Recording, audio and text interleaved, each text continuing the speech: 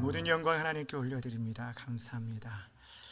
이제 오늘 시간에는 다시 예언하여야 하리라 라는 제목을 가지고 말씀 증거하도록 하겠습니다. 제목을 함께 따라하겠습니다. 다시 예언하여야 하리라. 다시 한번 하겠습니다. 다시 예언하여야 하리라. 우리가 지난 시간 계시록 9장을 통해서 7 나팔 심판 가운데 5번째와 6번째 심판의 내용을 함께 살펴보았습니다.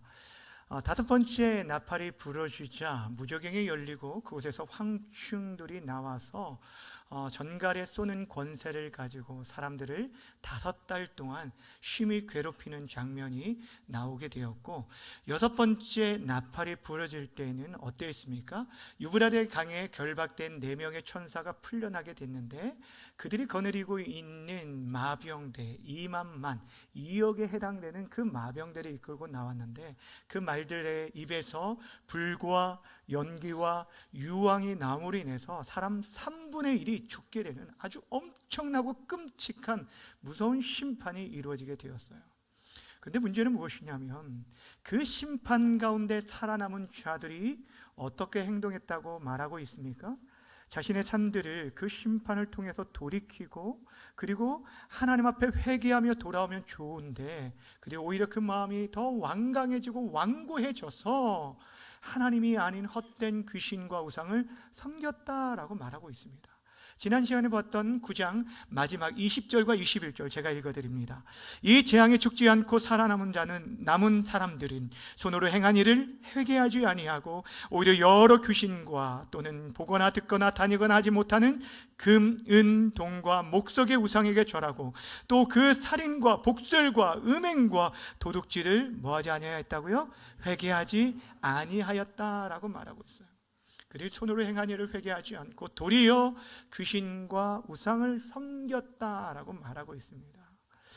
여러분, 근데 이런 모습이 사실 지금 이 시대에도 그대로 이렇게 보여지는 듯한 그런 시대에 우리가 살아가고 있다는 거예요. 전 세계 도처의 전쟁의 소식, 기근과 또한 우리 지진뿐 아니라 기근으로 인해서 얼마나 많은 사람들이 죽어가고 있는지. 여러분, 한쪽에서는 이상기후로 인해서 폭설이 내리고 한쪽에서는 홍수가 나기도 하고, 벌써 불과 2년 전만 해도 이 코로나 바이러스로 인해서 전 세계 수백만 명이 죽어나가는 그런 끔찍한 이런 재앙 가운데서 사람들의 마음이 겸손히 하나님 앞에 엎드리고 정말 우리의 삶을 돌이키며 나오기는커녕 오히려 그 마음이 완고해져서 하나님을 멀리 떠나는 자들이 점점 늘어났다는 거예요. 그리고 하나님을 떠난 그 빈자리에 헛된 우상들, 의지할 수 없는 힘과 능력이 없는 그런 헛된 것을 의지했다라고 말하고 있습니다. 여러분, 실례로 지난 4년 동안 코로나 이후에 한국 교회 안에 수많은 사람들이 교회를 떠났는데, 특별히 젊은이들의 이탈이 많은 것을 보게 되어집니다. 그런데 문제는 이렇게 교회 공동체의 젊은이들이 떠났는데 반면에 점수 시장은 이례적인 성장을 보였다는 그런 기사를 제가 보았어요. 여러분, 우리나라의 역술인이 30만이고 무술인이 15만으로 추산하고 있는데 그 시장이 점점 확장되고 있대요. 그런데 문제는 무엇이냐면, 특별히 젊은 청년들이 10명 중에 9명이 점집을 찾은 경험이 있고, 또한 운세나 타로 카드 이것을 해본 경험이 있다라고 설문에 응답하였어요. 10명 중에 9명이, 여러분 생각해 보세요. 이 젊은이들이 과학 문명이 발달해서 이성을 중시하는 그들이, 하나님이 없다라고 말하는 그들이 헛된 우상의 그 귀신의 이야기는 그렇게 듣고 싶어 한다라는 것입니다. 여러분, 왜 이런 일들이 일어났을까요? 죄송한 얘기지만 이 자리는 저와 여러분, 우리 기성세대들이 정말 진정한 믿음의 본을 보이지 못하고 그들에게 위기와 어려움 가운데 위로와 소망을 주지 못했기 때문이라는 거예요. 그런데 그러한 어려운 시대에, 그러한 암울한 시대에 지금 우리 사랑하는 자녀들이 살아가고 있다는 것입니다. 사랑하는 여러분, 오늘과 우리가 다음 주에 살펴볼 이 요한계시록 10장과 11장의 말씀이 그런 의미에서 우리에게 굉장히 중요한 것은 이런 패역한 시대에, 완고한 시대에 우리 그리스도인들이 어떻게 살아가야 할지를 우리에게 말씀해 주고 있다는 것입니다. 특별히 믿지 않는 자들, 완고해서 마음이 굳어지고 딱딱히 굳어진 그들, 하나님을 대적하면서 멀리하면서 오히려 헛된 우상을 쫓는 그들을 향해서 우리가 해야 할 일들이 무엇인지를 가르쳐주고 있는 것이 바로 10장과 11장 말씀입니다. 요한계시록 10장과 11장은 정확하게 말하면 7 나팔 심판의 막간이라고 할 수가 있습니다. 여러분, 우리가 이미 살펴봤던 7 임봉 심판 가운데서도 막간이 등장했던 걸 기억하실 거예요. 6장에서 7인 심판이 시작되면서 6번째 인까지 떼어지고 마지막 7번째 인이 떼어져야 하는데 7장에서 그 내용이 나오지 않고 갑자기 이마에 인 맞은 14만 4천의 내용이 나오게 됩니다. 이것은 그냥 느닷없이 등장한 내용이 아니라 어떤 내용입니까? 6장 마지막에서 하나님의 그 진노의 큰 날에 누가 능히 설 수 있겠는가? 그 진노의 심판 가운데 피할 수 있는 사람이 누구인가? 라는 그 질문에 대한 하나님의 응답이라고 말씀드렸어요. 아무리 그 큰 심판 가운데서도 하나님께서 택하신 자들, 이마에 인침을 받은 그 백성들을 하나님께서 궁극적으로 보호해 주시고 지켜주실 거라는 약속의 말씀이 바로 이마에 인침받은 14만 4천에 대한 내용입니다. 그리고 나서 7번째 인이 떼어지게 되었습니다. 오늘 본문도 마찬가지입니다. 8장 6절부터 시작되었던 7 나팔 재앙이 9장에서 6번째 나팔까지 부러졌어요. 그러면 이제 7번째 나팔이 부러져야 하는데 10장과 11장 그리고 11장 마지막에 가서 여러분 이 7 나팔이 부러지게 되는 것을 보게 됩니다. 그렇다면 그 사이의 내용들은 그냥 끼어 있는 것이 아니에요. 왜 끼어 있을까요? 9장 마지막에 어떤 일이 있었다고요? 하나님의 그 큰 심판 가운데서도 살아남은 3분의 2가 뭐하지 않았다고요? 회개하지 아니하였다는 거예요. 그들의 마음은 더욱 굳어지고 회개하지 않았다. 그들에 대해 말씀해 주기 위해서, 그들을 향해서 교회가 해야 할 일이 무엇인가, 그런 완악한 세상 가운데 우리 그리스도인들이 어떻게 살아갈까를 말해주고 있어요. 특별히 오늘 우리가 보아야 할 이 10장의 말씀은 그 마지막 시대에 우리 그리스도인이 살아갈 힘이 무엇인가를 말씀해주고 있고, 또한 완악하고 패역한 사람들이 돌이킬 수 있는 그 방법, 그들이 정말 회개할 수 있는 방법이 무엇인지를 우리에게 말씀해주고 있습니다. 결론부터 말씀드리면 이 마지막 시대 사람들의 마음이 굳어질 대로 굳어지고 완악한 가운데 있는 이때에 우리 그리스도인들이 살아갈, 무장해야 할 힘은 바로 하나님의 말씀이라고 우리에게 가르쳐주고 있습니다. 그리고 그 말씀으로 잘 무장한 다음에 그 말씀을 여전히 사람들에게 전하라는 것, 여전히 다시금 그들에게 전하라는 말씀이 오늘 본문의 말씀이에요. 그 말씀만이 패역하고 하나님의 그 심판 가운데서도 회개하지 않는 그들을 돌이킬 수 있는 유일한 길이라고 오늘 본문이 우리에게 도전해 주고 있는 것입니다. 자, 그렇다면 오늘 본문의 내용을 하나씩 우리가 살펴보도록 하겠습니다. 오늘 본문은 사도 요한이 환상 가운데 한 천사가 하늘부터 내려오는 것을 환상을 보면서 시작되는데, 이 천사에 대해서 이렇게 묘사해 주고 있습니다. 1절과 2절 말씀 함께 읽겠습니다. 시작. 힘센 다른 천사가 구름을 입고 하늘에서 내려오는데 그 머리 위에 무지개가 있고 그 얼굴은 해 같고 그 발은 불기둥 같으며 그 손에 펴놓은 작은 두루마리를 들고 그 오른발은 바다를 밟고 왼발은 땅을 밟고. 아멘. 힘센 천사가 구름을 입고 하늘에서 내려오게 되는데 한 발은 바다를 밟고 한 발은 육지를, 땅을 밟고 있는 그런 환상이었어요.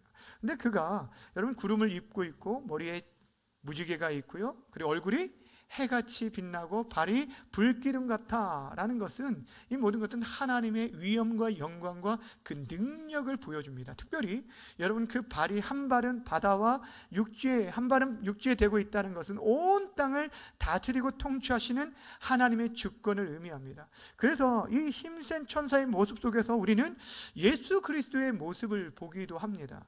많은 학자들이 이 힘센 천사가 예수님이다라고 해석하는 분들도 있지만 성경에 분명 천사라고 말하고 있기 때문에 우리들은 하나님, 즉 예수님의 그 권위를 힘입은 천사 정도로 우리가 여겨야 할 것입니다. 그런데 주목할 것이 있어요. 이 천사의 모습 속에서 우리가 주목해야 할 게 뭐냐면 그 손에 들려있는 게 있습니다. 뭐가 들려있을까요? 두루마기 책이 들려있어요. 두루마리 책이 들려있어요. 이 책에 들려있는데 이 두루마리가 어떤 두루마리냐, 펼쳐져 있는 두루마리가 그 손에 들려있는 걸 보게 됩니다. 여러분, 요한계시록 지금 계속 살펴보니까 아시겠지만 이 두루마리가 무엇일까요? 바로 이전에 5장에서 그 보좌 가운데 계신 하나님의 손에 들려있는 그 두루마리를 말합니다. 그런데 차이가 있습니다. 그때와 차이가 무엇입니까? 5장에서의 두루마리는 어떤 거였어요? 7개의 인으로 임봉되어져 누구도 그것을 펼쳐볼 수 없었습니다. 그런데 지금은 펼쳐진 두루마리를 보게 된 것입니다. 그 사이에 어떤 일이 있었습니까? 우리 주님께서 그 인봉을 떼기에 합당하신 죽임당한 어린 양 되신 예수님께서 그 모든 인을 떼심으로 그 두루마리가 활짝 펼쳐지게 되었다는 거예요. 여러분, 이 두루마리가 펼쳐졌다는 것은 이제 그 안에 있는 내용이 더 이상 뭐가 아니라는 거예요? 비밀이 아니라는 거예요.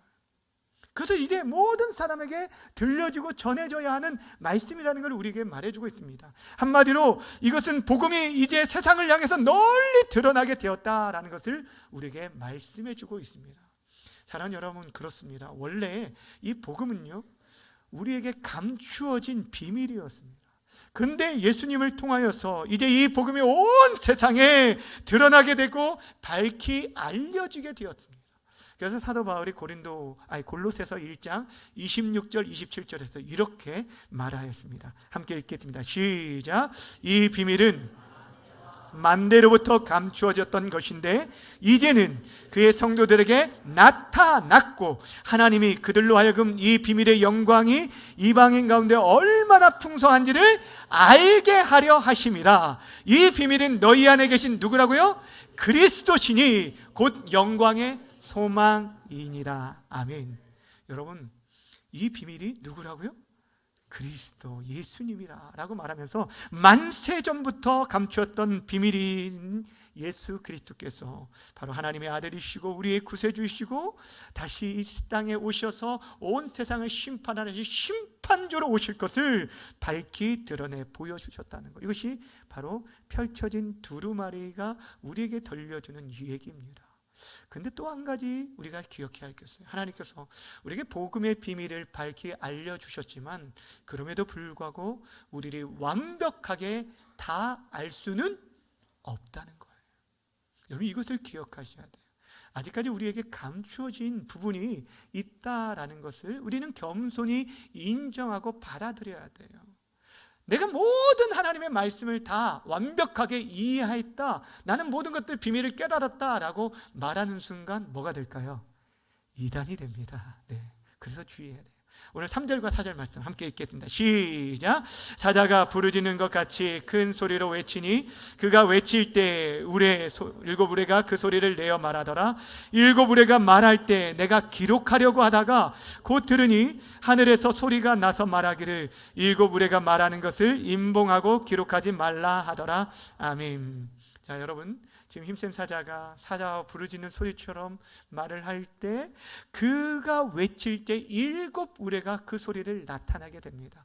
여러분, 천둥과 같은 7우레가 지금 말하는 것은 하나님께서 지금 천사를 통해서 말하고 있는 하나님의 음성을 말하는 거예요. 근데 받아 적으려고 요한이 이것을 기록하려고 했는데 어떤 음성이 다시 들리기 시작합니까?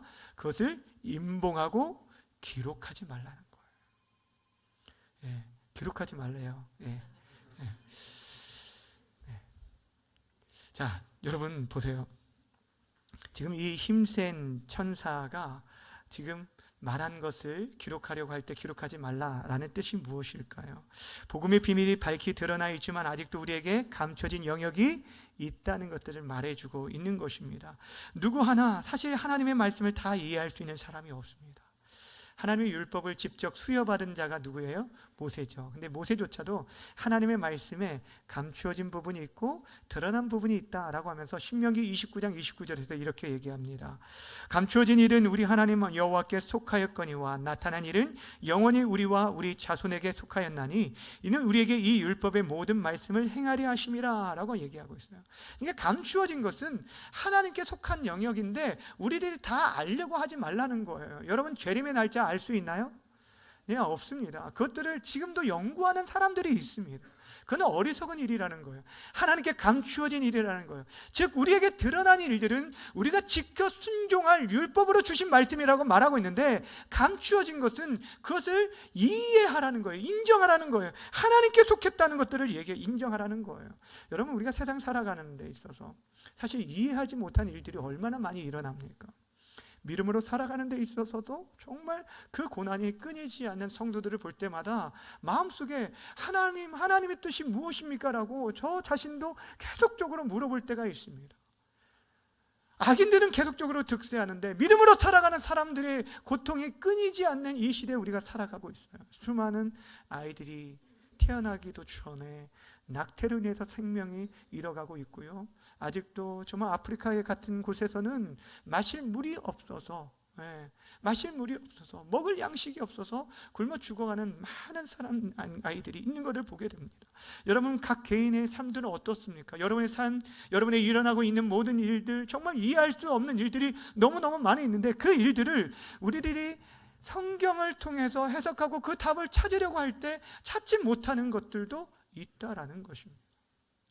그럼에도 불구하고 우리가 하나님을 끝까지 신뢰하며 나아가야 할 것은 분명한 대답이, 우리들이 이해하지 못한 그 모든 우리의 의문과 우리의 질문들에 대해서 선명하게 대답해 주실 그 대답이 우리 하나님께 있고, 우리 하나님이 지금도 살아계시며 우리와 함께 하시고 있기 때문에 우리는 그분을 신뢰해야 합니다. 왜냐하면 그분이 반드시 마지막 때에 우리에게 그 모든 해답들을 밝혀주실 때가 있기 때문이에요.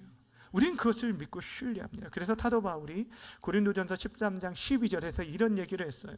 우리가 지금은 거울을 보는 것 같이 희미하나 그때는 얼굴과 얼굴을 대하여 보는 것이요, 지금 내가 부분적으로 하나 그때는 주께서 나를 아신 것 같이 내가 온전히 뭐하리라 알 거다라는 거예요. 하나님의 뜻과 하나님의 모든 계획들을 반드시 분명하게 알 때가 있어요. 여러분, 거울을 보는 것 같이 희미하다는 때, 아니 거울을 보는데 왜 희미할까 했는데 그 당시는 청동 거울입니다. 지금 같은 거울이 아니잖아요. 그러게 희미했던 거죠. 그 형상이 정확하게 드러나지 않는 것처럼, 그런 가운데 우리들이 성경을 보지만 밝게 그 모든 것들이 드러나게 될 것이 있다라는 것입니다. 우리들이 그 날을 신뢰하고 하나님을 신뢰하고 기다려야 돼요. 우리가 기다릴 수 있는 것은 바로 여기에 있어요. 그 날 하나님의 기밀이 온전히 이루어질 날, 악인에 대한 하나님의 준엄한 심판과 함께 택한 백성에 대한 그 구원이 완성된 날이 반드시 오게 될 것이다. 하나님 친히 그 일을, 그 구원을 이루실 것이다 라고 우리에게 약속해 주셨습니다. 오늘 본문 6절 후반과 7절 말씀을 좀 함께 읽도록 하겠습니다. 시작. 지체하지 아니하리니 일곱째 천사가 소리내는 날 그의 나팔을 불려고 할 때에 하나님이 그의 종 천지자들에게 전하신 복음과 같이 하나님의 그 비밀이 뭐하리라? 이루어지리이다. 아멘. 여러분, 하나님의 그 비밀이, 그 구원의 놀라운 계획이 온전히 완성되고 이루어질 날이 반드시 오게 되어질 거예요. 여러분, 지체하지 않을 거라는 거. 여러분, 지체하지 않는다라는 것은 더 이상 그 심판을 미루지 않겠다는 거예요. 이것은 그만큼 그날이 뭐 했다는 거예요? 임박했다는 것을 우리에게 말씀해 주고 있는 것입니다. 여러분, 마지막 7 나팔이 부러지는 날, 즉 우리 주님이 오시는 날에는요, 그 모든 비밀이 다 드러나게 될 거예요. 우리의 눈물을 그때 닦아주실 것이고, 우리가 지금 이 믿음의 길을 걸어가는 것, 좁은 길을 걸어가는데 지금은 알지 못하지만 이 믿음이 헛되지 않았다는 것들을 우리에게 예비되신 하나님의 나라를 반드시 경험하고 보게 될 날이 오게 될 거라는 거예요. 그러면서 오늘 본문이 무엇을 강조합니까? 그날을 준비하는 우리들이 무장해야 할 것이 있다라고 말을 합니다. 그 마지막 때를 견디어내는 데 있어서, 힘들고 어려운 이 시대를 견디어내는 데 있어서 우리에게 필요한 것이 있다라고 말씀하고 있어요. 그것이 무엇이냐면 바로 하나님의 말씀을 먹는 것이라고 얘기합니다. 오늘 8절 9절 말씀을 함께 읽겠습니다. 시작. 하늘에서 나서 내게 들리던 음성이 또 내게 말하여 이르되 내가 가서 바다와 땅을 밟고 서 있는 천사의 손에 펴놓은 두루마리를 가져라.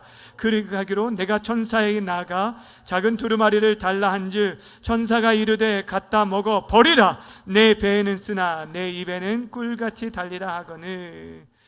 하나님께서 뭐라고 말씀하십니까? 가장 먼저 그 두루마리를 가지라 라고 얘기를 하죠.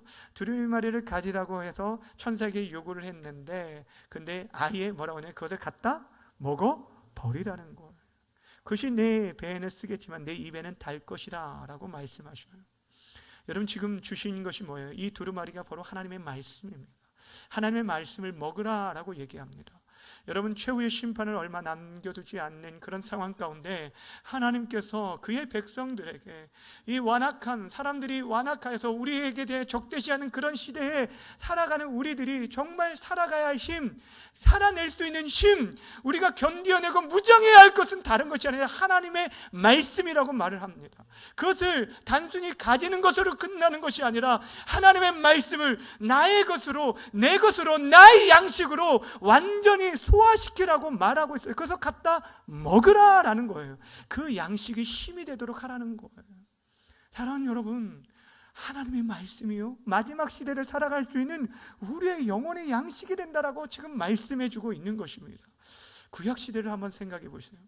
이스라엘 백성들이 40년 동안 광야 시절을 걸어가는데 풀 한 포기, 물 한 방울 구하기 힘든 그곳에서 그들이 40년을 건딜 수 있었던 것은 매일마다 위로부터 무엇을 하나님께서 내려주셨기 때문입니까? 만나를 먹여주셨기 때문이에요.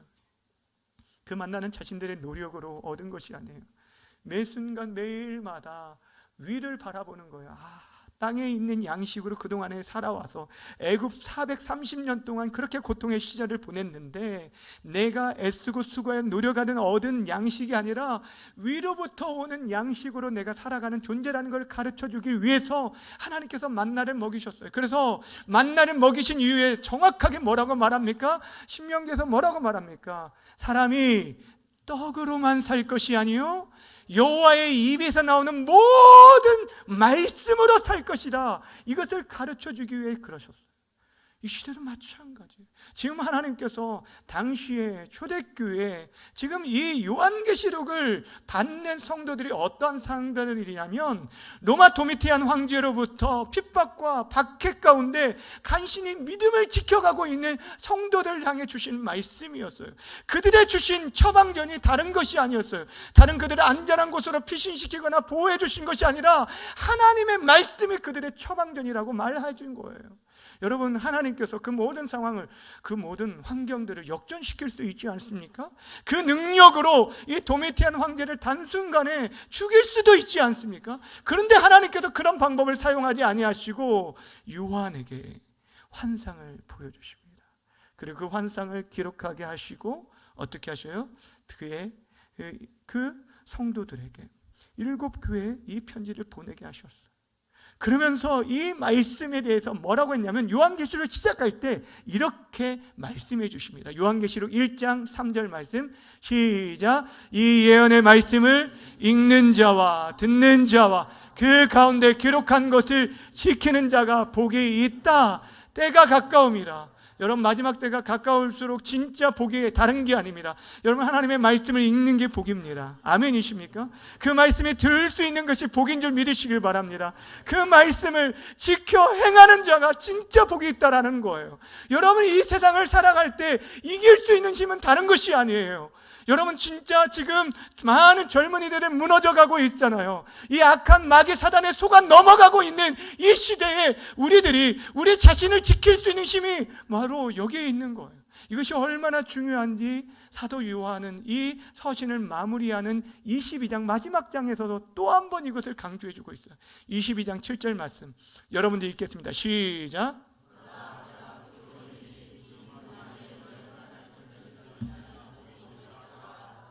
아멘. 어떤 자가 복이 있다고요? 이 예언의 말씀을 지키는 자가 복이 있다. 들려지는 게 아니라, 내가 가지고 있는 것만이 아니라 그 말씀을 내 자신의 마음 가운데 새기고, 그 말씀이 나의 삶의 기준과 내가 그 말씀으로 살아내는 사람, 이 사람이 진짜 복이 있다라고 말해주고 있는 것입니다. 주 안에 사랑하는 여러분, 여러분은 지금 어떻게 살아가고 계십니까? 성경의 수많은 믿음의 사람들이요, 패역한 세상을 향해 나아가기 전에 그들이 늘 무엇으로 무장했냐면 먼저 자신에게 하나님의 말씀을 채웠어요. 그 심령을 하나님의 말씀을 채웠어요. 여러분, 전하는 것이 먼저가 아니에요. 오늘 제목이 다시 예언하여야 하리라 라고 얘기했는데, 예언하기 전에 반드시 우리가 선행되어야 할 게 있어요. 우리 자신들이 하나님의 말씀의 맛을 먼저 경험해 봐야 돼요. 내가 맛보지 않았는데 어떻게 다른 사람에게 얘기할 수 있어요? 내가 경험하지 않았는데, 내가 십자가의 그 은혜를 경험하지 못했는데 어떻게 다른 사람에게 피 묻은 예수 그리스도의 십자가를 전해줄 수 있느냐는 거예요. 그래서 여기서 너희가 맛보라라고 얘기하는 거예요. 여러분, 예레미야 선지자가 눈물의 선지자로 잘 알려져 있잖아요. 그렇죠?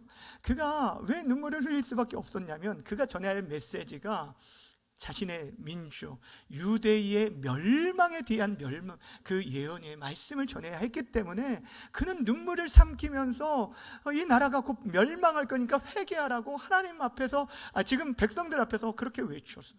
그런데 여러분, 당시 이스라엘 백성들이 그 마음이 얼마나 굳어졌는지, 하나님의 말씀을 그렇게 전하는데도 불구하고 오히려 선지자를 잡아 옥에 가두고 그를 죽이려고 했어요.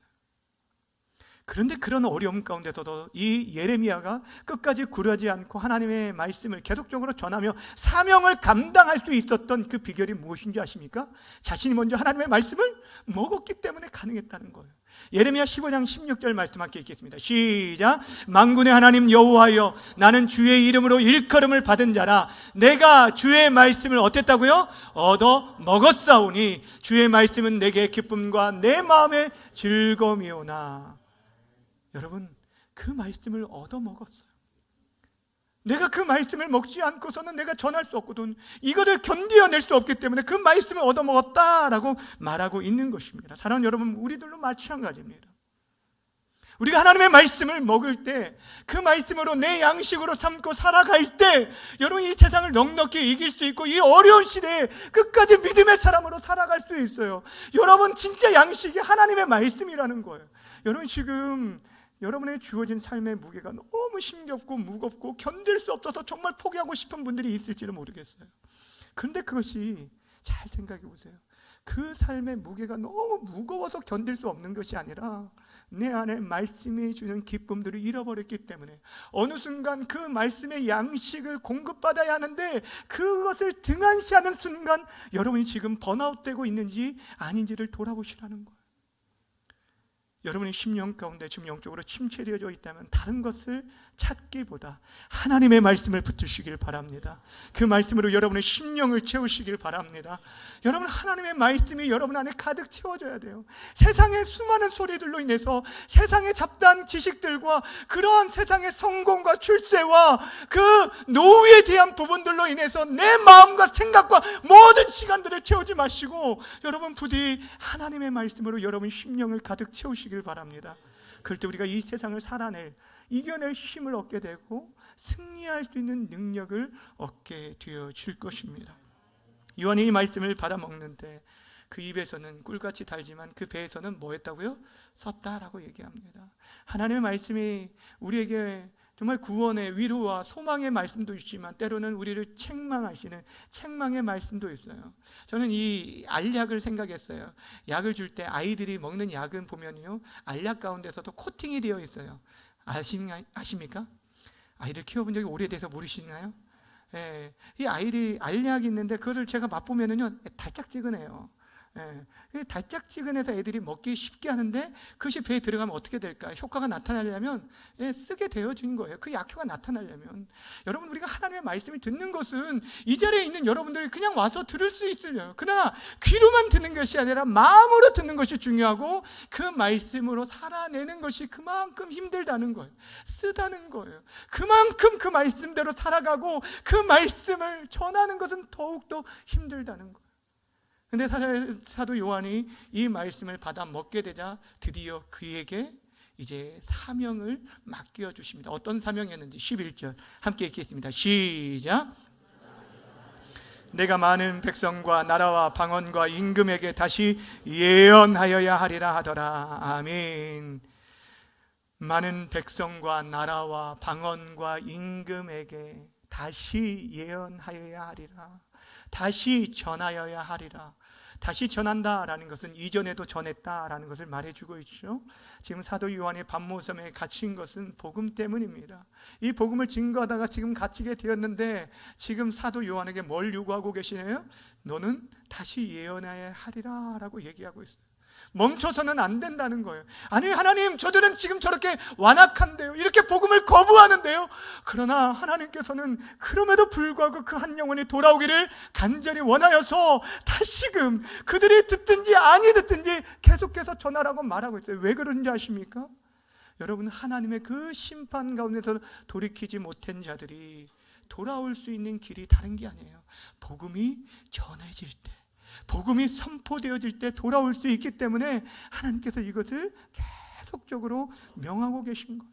이 말씀에 순종한 믿음의 사람들이, 그동안의 수많은 선교사님들이 그렇게 그 복음을 전했기에, 포기하지 않았기에 이 땅에 처음으로 들어왔던 1885년 언더우드 아펜젤러 선교사님이 이 땅이 너무 험악하고 정말 강박하고 폐역한 시대라고, 그런 사람들이라고 얘기했어요. 조선 사람들의 그런 얼굴이 보이지 않을 정도로, 그들의 그 밝은 얼굴이 보이지 않을 정도로 완전 귀신에 억눌려 있는 이 땅을 위해서 포기하지 않고 복음을 전해줌으로 인해서 우리에게까지 그 말씀이 전해졌다는 거예요. 주의 사랑하는 여러분, 사실 이것이 말처럼 쉽지 않은 건 저도 잘 알고 있습니다. 복음과 교회에 대해 싫어할 정도가 아니라 요즘은 혐오하는 그런 시대에 우리가 살아가고 있기 때문에 사실 무척이나 어렵고 힘들지만 그들이 돌이킬 수 있는 일이 이 길이라고 말씀하시기에 우리는 다만 순종하며 나아가는 거예요. 우리 교회에 무교 전도단, 제가 교회 이제 부임하면서 이 전도단을 이렇게 시작을 하고 지금까지 코로나 기간에는 잠시 못했지만 계속 저희가 목요일마다 잠시 짧은 시간이지만 하고 있습니다. 전도지나 물티슈를 이렇게, 전도지하고 물티슈, 건빵 이런 것들을 같이 나누면서 예수 믿고 구원 받으시라고 전하고 있어요.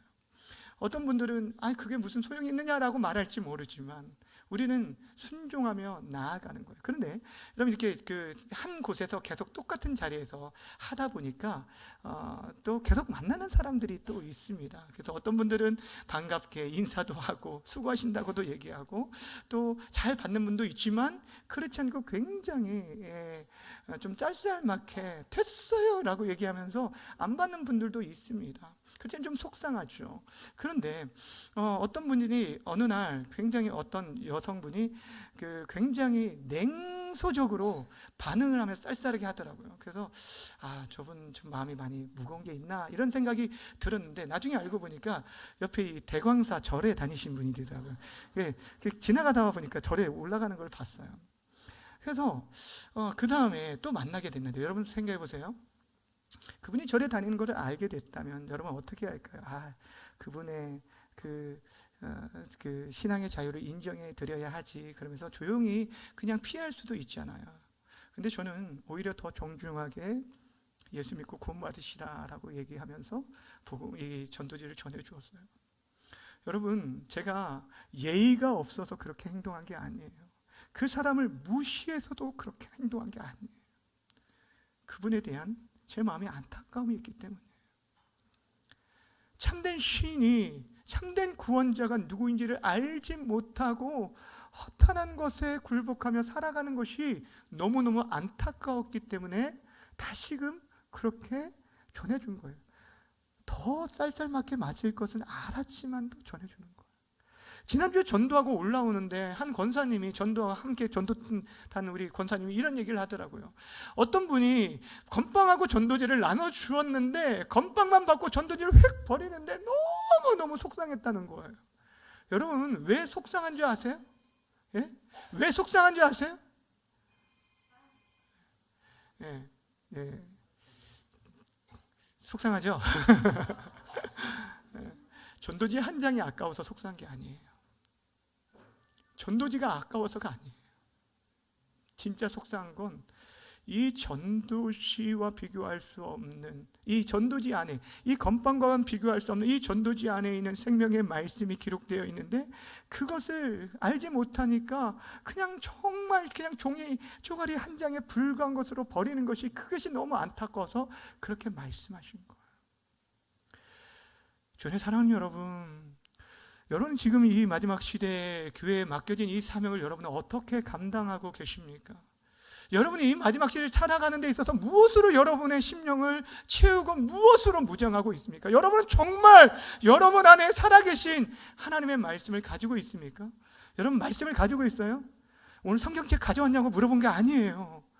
말씀의 육신이 이 땅에 오신 예수님을 여러분이 마음 가운데 모시고 있느냐고 물어보고 있는 거예요. 그분이 여러분의 주와 그리스도가 되시고, 그분이 내 인생의 모든 생명이 됨을 믿고 그분으로 살아가고 있는지 묻고 있는 거예요.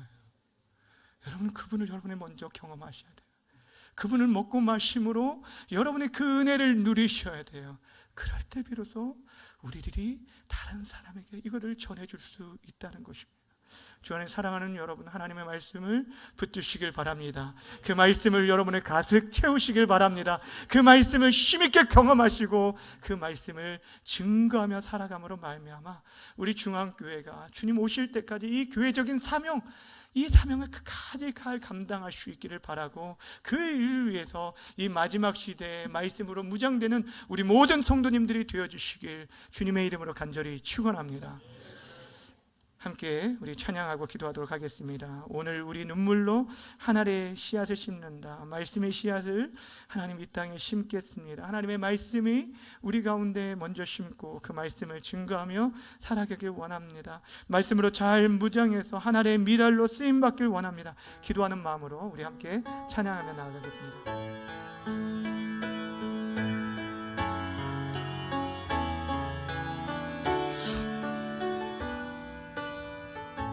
오늘 우리 눈물로, 오늘 우리 눈물로 하늘의 씨앗을 심는다. 꿈꿀 수 없어 무너진 가슴에 저들의 푸른 꿀 다시 돋아나도록 함께 땀 흘려 소망의 길을 만든다. 내일로 가는 길을 찾지 못했던 저들 노래하며 달려갈 그 길, 그날에 우리 보리라. 그날에 우리 보리라. 새벽 이슬 같은 저들 일어나 뜨거운 가슴 사랑의 손으로 이 땅 치유하며 행진할 때 오래 황폐하였던 이 땅 어디서나 순결한 꽃들 피어나고 푸른 의의 나무가 가득한 세상 우리 함께 여러분, 이 가사 다시 한번 찬양을 할 텐데요, 제가 이 찬양이 어제 떠올랐던 게 여기 보시면 가사에 오래 황폐하였던 이 땅 어디서나 순결한 꽃들이 피어나고 푸른 의의 나무가 가득한 세상 우리가 보리라. 제가 앞에서 젊은이들, 요즘 젊은이들, 청년들 참 깊숙하게 거짓과 음란과 쾌락의 문화가 요즘 마약이요, 여러분 고등학교 아이들에까지 침투했다는 얘기를 들어보셨죠? 굉장히 심각한 그런 시대에 살아가고 있어요. 꿈과 희망이 없기 때문에 왜 살아야 하는지, 무엇을 위해 살아가는지 알지 못하기 때문에 헛된 것에 그런 마음들이 빼앗기고 있어요. 여러분, 그들에게 우리가 다시금 들려줘야 돼요. 다시금 하나님의 살아계심과 창조주 하나님을 그들에게 보여주고 들려줘야 돼요. 여러분, 그래서 우리들이 심어야 돼요. 그들이 들을 때까지 계속해서 포기하지 않고 심어줘야 돼요. 그날이 올 것을 우리는 기대합니다. 정말 황폐하여 무너진 그들의 마음들이 다시 한번 살아나는, 푸른 의의 나무 같은 그 젊은이들이 다시 한번 하나님을 예비하는 그런 날들을 우리가 꿈꾸고 바랍니다. 그런 소망의 마음을 가지고 다시 한번 우리 이 시간 찬양하고 기도하도록 하겠습니다. 우리 오늘 눈물로 함께 찬양합니다. 우리 오늘 눈물로 하늘의 씨앗을 심는다. 꿈꿀 수 없어 무너진 가슴에 저들의 푸른 꿈 다시 돋아나도록 우리 함께 땀 흘려 소망의 길을 만든다. 내일로 가는 길을 찾지 못했던 저들 노래하며 달려갈 그날에 우리 보리라. 그날에 우리 보리라. 새벽 이슬 같은 저들 일어나 뜨거운 가슴 사랑의 손으로 이 땅 치유하며 행진할 때 오래 황폐하였던 이 땅 어디 순결한 꽃들 피어나고 순결한 꽃들 피어나고 푸른 의의 나무가 가득한 세상 우리 함께 보리라. 그날에 우리 보리라. 그날에 우리 보리라.